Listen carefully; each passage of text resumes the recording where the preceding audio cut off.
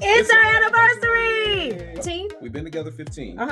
We've been married for 13. For 13 wonderful years. All that time, we had our own individual struggles, and then we had our struggles within our relationship and then within our marriage.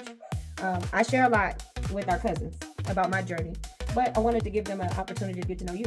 Okay. Hey cousins, it's Dominique from Welcome to the Nash House. This is my husband, the father of the Nash kids. This is Graylin. What up, though? Go ahead and share a little bit about your testimony.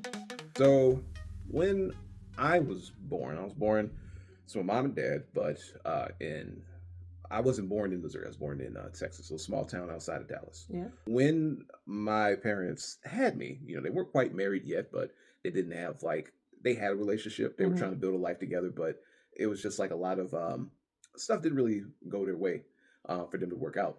This is, how can I put it? At least for my dad, for better term, it wasn't emotionally or mentally really available. Okay. And that caused my mom, of course, she had me, but she didn't keep me.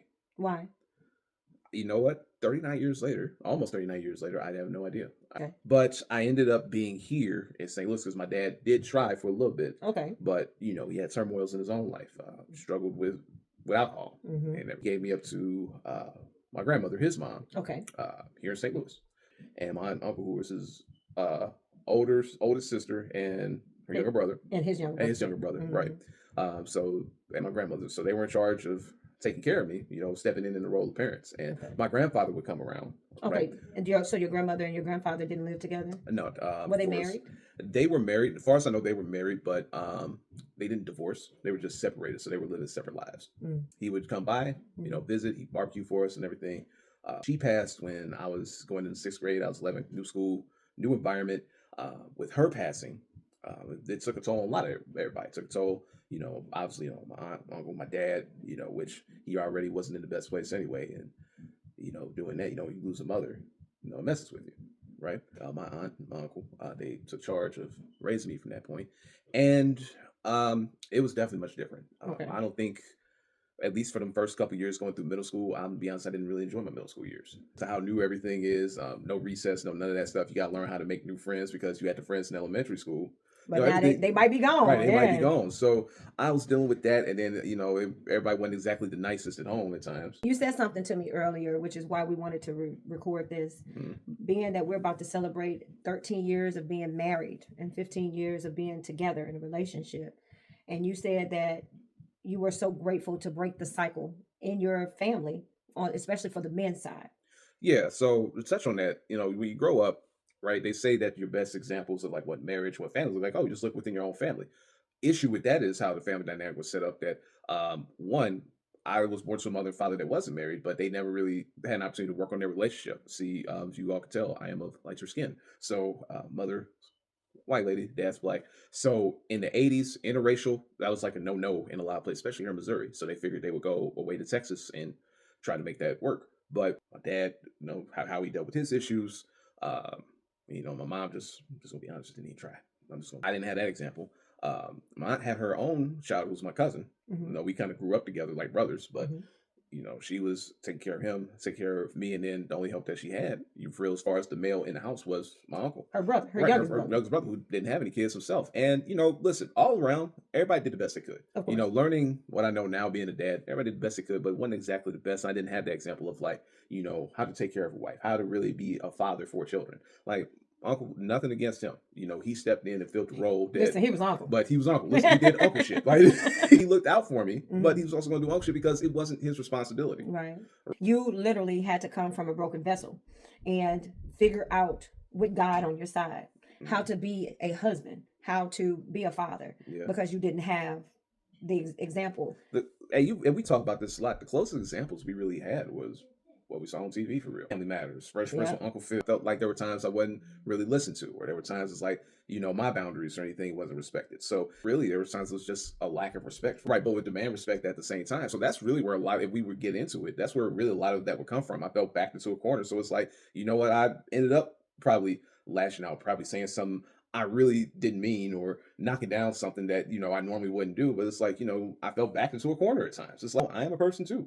When I met you, right? Because I went through college and high Hmm. school and everything, right? And then even like on that scene, I've dated around a little bit, but there was, because I had those insecurities from dealing with my own family issues and stuff. It's like, well, I don't even know how to even Explain it to someone explain else. all that to someone else, right? And I didn't want to bring nobody else into my mess, because like I was, be honest, I'm dealing with. I never said it outwardly. I never Okay. like let people in outwardly. That was like kind of a thing I kind of dealt with internally a Internally. lot of times, and sometimes it would come out and Unhealthy ways, and because you had a storm within, because were you told that you could be honest about your aunt not being your mother? whenever I told that part of like my story, it'll get back to them, and then that would turn into another argument. Like, You want to embrace your truth and say, hey, I don't have a mother, I don't have a father, they are alive but they are not raising me, I'm being raised by my aunt and my uncle, excuse me, which is their sister and brother. And whoever you told said, I didn't know you guys were raising brothers. That's so admirable. They were like angry at you for walking in your truth. That's because they were walking in their shadows. You can't, when people don't want you to speak your truth, they're not living theirs. right, and a lot of times it's like you go around telling people I'm like, hold on a second. Yes, I tell people that you're not my mother, but I also preface it. No, she's not my mother, but she has been the one that's been raising me. She's the Mhm. one that stepped in. They're the one that stepped in, and that is admirable. You stepped in to take care of a kid that you didn't bring to this world, Mhm. and you're not a father. You all have your own lives, and listen, if you all had decided to take a different path, it would have been a little messed up, like as far as my view of it. But now Mhm. that I'm growing up and old, I'll be like, I kind of get it. It's Mhm. still kind of fucked up, but I get it. I Mhm. understand. You have your own life. Now it's like my approach to parenting and everything. Now that I Mhm. have my own family, mainly I just looked at it as like I wanted to do something different. Cool. I wanted to give them something I feel like I didn't have, and that was like a parent that I could trust and I could, depend on. I could feel okay, like I'm dealing with this. Let me talk with dad, or let me talk with mom and see what they say. I didn't feel that same connection with them at times. Their testimony is so strong. Like individually, we have testimonies of how we had to overcome hurdles because those hurdles made us stronger. Hmm. Then when we met each other, we had other trials and tribulations trying to pull us apart. We're living together. We already had our daughter, Dakota, Hmm. when the day before we were about to get married. And I spent the whole night doing my hair, and I was so nervous, and I was talking to God. And I was just asking God, is he going to go through with it? Because we had to deal with so much. Right. We were dealing with a lot about our relationship and everything. And we woke up that morning and we smiled at each other because today was that was the day. And I was a bridezilla. Yeah. We did a ceremony, and we're so grateful for our pastor at the time. His name was Pastor Bill. Yep. That's a bit. Counseled us. We did marriage counseling, and he asked us what type of union would we like, and we agreed to do the unity ceremony. Basically, some weddings, what they'll do is like a candle lighting thing.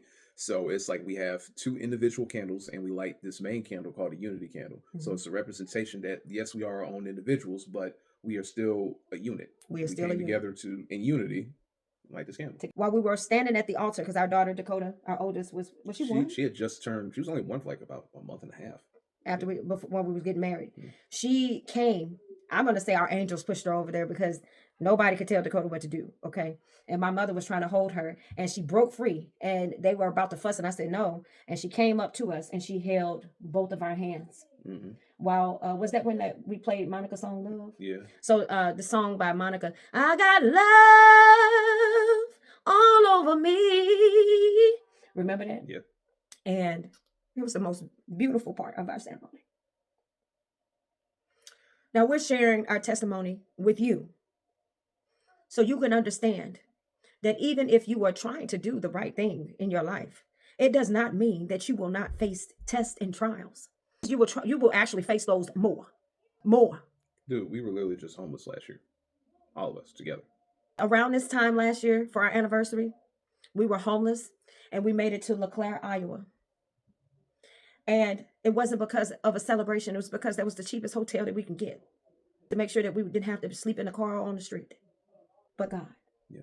but God. So be encouraged. Just know if you feel that your back is against the wall and that you came from broken vessels and you don't deserve anything good, that is a lie. And it is not your belief. That is a belief, a limiting belief that might not even be yours. Happy anniversary. Happy anniversary, dear. I love you. I love you. Thanks for sharing your testimony. Mhm. I hope that it will find you in divine timing and you will know that it is a part of your journey. You have to go through it. Don't feel stuck by it. Learn the lessons through it. Bye, cousin. Zero. Yeah.